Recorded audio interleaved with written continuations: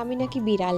তো দেখো এখানে বড় বড় ওই রুই মাছ একদম নিয়ে এসেছিলাম। খুব একটা বড় সাইজ ছিল না, বাট যেই বড় সাইজগুলো ছিল আজকে প্রীতম কাটতে দেয়নি। তো সেইগুলোকে নুন হলুদ মাখিয়ে ভালো করে কেটে বেছে আমি ভাজতে দিয়েছি সর্ষের তেলের মধ্যে। মাছ ভাজতে কিন্তু অনেকখানি তেল লাগে, এই তেল দেখে আবার কেউ কিছু বলো না প্লিজ। আর একটু আজকে রসি কষি রান্না করব। যবের থেকে জিমে ঢুকেছি তবের থেকে ভালো করে রান্না করে খাওয়া হয় না। তো এখানে আমি সর্ষে বাটা অল্প দিই, সেই কারণে সর্ষে, পেঁয়াজ আর রসুন আর কাঁচা লঙ্কা, জিরে সব একসাথে পেস্ট করে দিয়েছি, সাথে একটু হলুদ আর নুন অ্যাড করলাম। আর কাঁচা লঙ্কা আর কিচ্ছু দিই না, ব্যাস জল দিয়ে দিলাম। আর যখন ঝোলটা ফুটে আসবে এর মধ্যে ধনেপাতা কুচি দিতে পারো, আমার কাছে ধনেপাতা ছিল না তাই দিইনি। আর মাছগুলো দিয়ে দিলাম, একদম গা মাখা মাখা করে নামাবে। আজকে আমরা একটু ঝোল ঝোল করেই নামালাম, কারণ ভাত দিয়ে মেখে খেতে খুব ভাল লাগে এই ঝোলটা।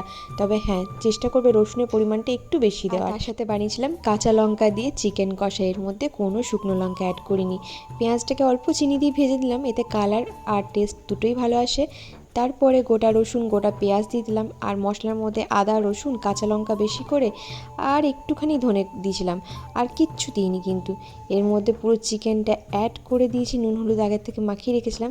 ব্যাস কষতে কষতেই আমার এই দেখো রান্নাটা একদম কমপ্লিট হয়ে গেছে।